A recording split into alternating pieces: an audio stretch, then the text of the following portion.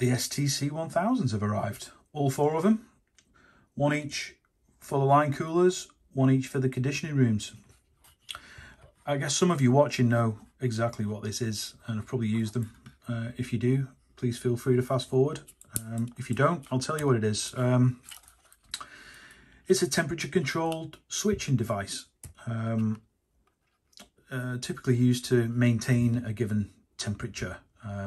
In my case, I use this or a similar device. I've got one in my smegerator, kegerator downstairs. I've got one in my fermentation chamber that I use. But effectively, this NTC here, the temperature that NTC detects will be displayed on the screen through normal use. But previously, you'll have set a target temperature. And this device is trying to maintain that target temperature for you. So let's just say I've set 20 degrees Celsius as my target. Currently, the NTC is saying it's 22 degrees. This device then will switch to cool, and the cooling contacts on the right hand side here will close, and a fridge compressor or other cooling device will be switched on. Once the temperature reaches the target, it will switch off. And if the opposite happens, let's say the temperature drops too low, I'm aiming for 20 Celsius and the NTC is saying we're at 18, it will switch on the heating contacts, which in my case will power a 50 watt, 40 watt tubular heater, which sits in the bottom of the fermentation fridge. Power supply goes in here. This one's rated at 110 to 220 volts. We're 230, I guess, 240 possibly, so somewhere around there. So they seem to work okay. I don't think we're overstretching it at that. Here's the NTC sensor. You'll see it's not in a terminal block. This is a removable 2-position crimp housing that can be pulled out, and this can be replaced. Although the cost of replacing them, you may as well buy a new one. They're 10 quid each, if that, if you shop around. The contacts are not particularly well protected from fingers. There is a plastic cover that snaps on the back, but really you want to make sure this is installed in a panel, and they provide some panel clips to help you to do that. So the way you panel mount it is to cut a 71 by 29 millimeter rectangular cutout, slide the device in, and then these little clips slide in up the side. And if you'll see here, there's a little ribbed area and a corresponding key on the back of here, which means that the device shouldn't pull back once it's gone past those ribs. And as you push forwards, once you reach the front of the panel, you push forwards, the spring compresses, and that locks in place with friction. Once they're in the panel, as long as you get your hole size reasonably accurate, they're pretty decent. Some other features on this, you know, it's not just to kind of set the target value and walk away. Although you can do that, there are defaults in place. You may want to not be switching the compressor of your fridge on every 30 seconds through the day. So you can set a delay up to 10 minutes so that in the event of it calling for cool too frequently, it won't actually power the fridge contacts, the cooling contacts, until a period of time has elapsed since the last time. In my case, I leave it set at 10 minutes. That seems to be okay. I know other people use 3 minutes or 5 minutes, but I'm reasonably okay with 10. You can set what they call a difference set value. So you wouldn't necessarily want, if you'd set 20 degrees as your target, you wouldn't want the fridge coming on at 20.1 and the heater coming on at 19.9. You'd be clicking in and out all day. So you can set a tolerance there anywhere between 0.3 and 10 degrees Celsius. In my case, I just have half a degree plus minus. And if it's in that sweet spot, 19.5 to 20.5, it doesn't do anything. Only when it strays beyond that range.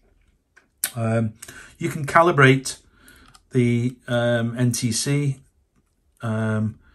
They're reasonably accurate once you've set them up, but if you have a known working thermometer, once this thing's installed, check the temperature with that and see if the display on this reads the same. If it doesn't, you can change this with a plus or minus up to 10 degrees to make sure that the temperature matches to your known working device. it will apparently switch 10 amps through these contacts. I can tell you from the weight, I wouldn't want to stick 10 amps through this. They're very lightweight. I'm not sure there's a whole lot of copper tracks on these boards.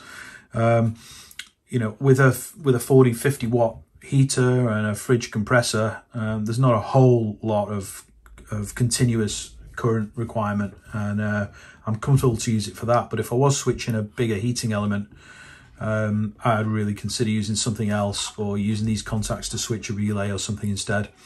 However, I've never had any trouble with a sort of fridge based use of these at all. They're pretty reliable. And I think that's about it on this Ntc 1000. Cheapest chips, Amazon, eBay, anywhere else. Enjoy. So Mr. Amazon has been again, possibly for the last time, and has delivered our expansion vessel for the Ariston boiler. Smaller than I thought it would be, actually. It said 2 litres, but I couldn't quite picture. I thought it was going to be much bigger. So the reason for this is, if you remember, we put that water heater on up by the sink, and I'd calculated that there was sufficient pipe through the cold supply. There's a sufficient length of pipe for the expansion of the hot water within the boiler to be pushed back down the cold supply pipe. I was obviously nowhere near, because that 6-bar valve gave a couple of spurts, and that means it's over pressure. So that's all switched off now until we deal with it. So this is what Ariston called Kit A. So where we have the cold supply working back from the boiler, right? So we have the cold supply going into the boiler. The pressure release valve is the first thing closest to the boiler. That's still going to stay there in the event that any of this stuff fails. Next along the line is this device, which has got a single connection, just attaches to the cold supply as a T, and then any pressure that builds up, should it be less than 6 bar, will be absorbed by this device. It's got like a bladder inside it. It's pressurized to 3.5 bar, so it should basically absorb the expansion without it pushing back down the cold supply pipe. To ensure that we don't get further expansion back into the mains, then we use this non-return valve. So the water will be flowing in, but can't be pushed back, which means this has to take up the slack, so to speak. So I've got all the Ariston drawings and instructions, so we'll install it exactly as they've suggested. The only thing I haven't bought, because I don't think I need it, is there's an additional kit B, which reduces the water pressure into the building, or ensures that it's not above 3.5 bar. That's really powerful, and the water supply doesn't seem like 3.5 bar. But if we get any further problems, that's going to be the next thing I've got to buy. So hopefully we'll solve it with that and that non-return valve expansion vessel. So we're here and we've done it. I think we're going to wait and see whether the pressure's acceptable. Just to give you an idea, so the incoming water supply is there. There's a 22mm pipe goes onto a stop tap, and then 15mm John Guest fittings all the way across. I wasn't happy with that stop tap. It didn't seem to shut off fully, so I've added a secondary isolator there, and we actually turn that off when we leave the building, because there's no need for running water when we're not here. All the unessential electrics are disconnected as well. This little T is for later use with either the hose pipe tap or the cask wash. So I've put that in ready. It's just capped off at the end with another little John Guest. Then what we've done this morning is just get our heads around this requirement for the pressure. So the cold feed is at the top, and then comes down this flexible hose onto the 15mm pipe work. So if you look at the bottom, you'll see where we tee off the water supply that goes off to the sink and other things, where we tee off there. That's the non-return valve there, the brass one. So water can flow up, but can't be forced back down. So in the event of pressure, which there will be as the water heats up, the pressure's effectively forced back down the cold feed, and will be taken up by this pressure vessel here. As I said, that's 3.5 bar factory set. If that is not sufficient, the pressure continues to build, then this little device here, which is I've just installed on a semi-temporary, semi-permanent basis, that's the 6 bar valve. Excuse me. So if the pressure reaches 6 bar, it'll be released through that valve and through that little out pipe. Just for now, onto the draining board. Just while we're here, what I'll do once I'm sure that's working properly is put what they call a tundish, which shows if the valve has the pressure has been exceeded. You can see the water flow, but I'm just going to divert that little cut-off end into the floor drain, but we'll still need to see whether that actuates that little PRV or not. So I think it's okay. Still need the electrics to be made safe or checked. It is safe, but for the purposes of testing, we'll see what happens. Hopefully that thing won't start spurting in about 30 minutes.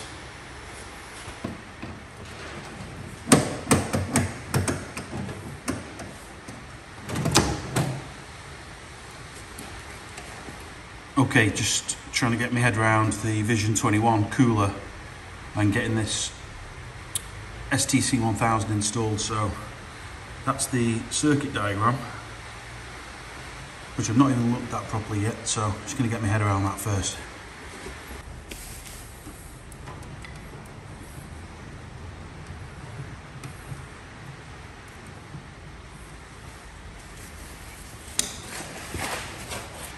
Okay, so this isn't all as complicated as it looks.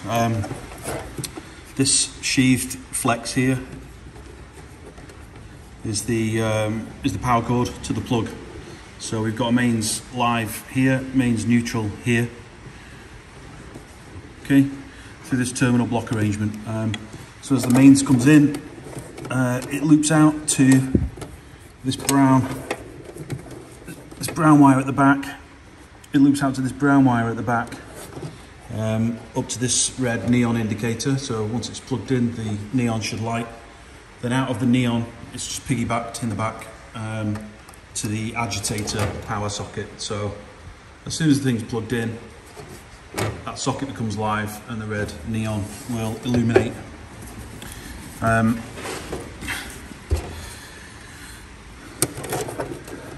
Additionally, from the live mains feed, as well as the neon at the back, the brown at the front here that you can see loops out to this basically fridge thermostat here. There's a switch live that returns from that, which is this red one here, and piggybacked off the red as it goes in there, out on another red cable, takes us to the green neon indicator. So once the thermostat's switched, the switch live is on, we get a green neon on the front. And additionally, that switch live then heads off to the compressor. So all we need to do is get that thermostat out, and in its place put the Ntc 1000 cooling switch. This here is the thermostat. Don't know quite where it goes, just into the tank I would assume. I'll have a look at that in a second, but we'll replace that with our Ntc thermistor.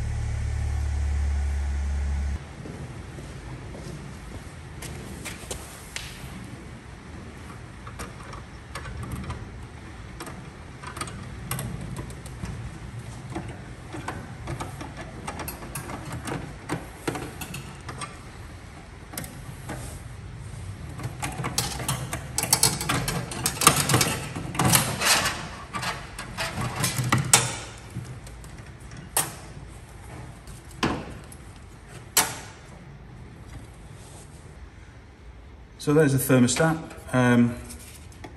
It's not got an adjuster on it, so it's obviously permanently set at whatever these things are set at. I don't know what that is. With the sensor wire, which is poked in. The sensor wire is poked into that little tube, which drops down on the inside through that little hole that's been bunged up with chewing gum or something, down into the bottom. Okay, so easy enough. Only 3 wires on it. A supply, a switched live coming out of it, and the earth connection. So we'll deal with that next.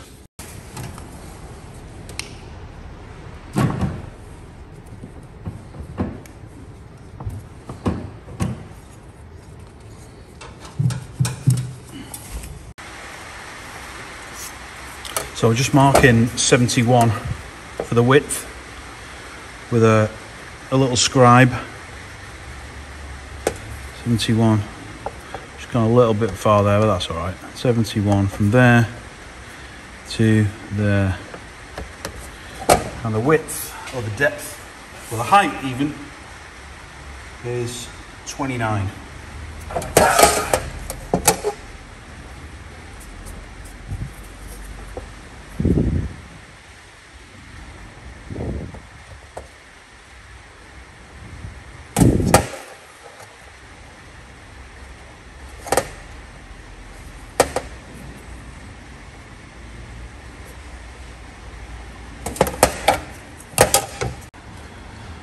Okay, so I haven't been recording for the last few minutes because the rain's been hammering down on this roof. It's so loud in here, you wouldn't have been able to hear me anyway. So we've removed the thermostat, got these 3 wires. So there's a supply to the thermostat, a switch live returning from it, and then the earth. So I can cut these off and terminate them directly into the back of the Ntc 1000, but what I'm going to do is just get some male tabs to plug into these, and use a short length of flex to connect to the back of the STC. Just give us a little bit more room for wiggle room.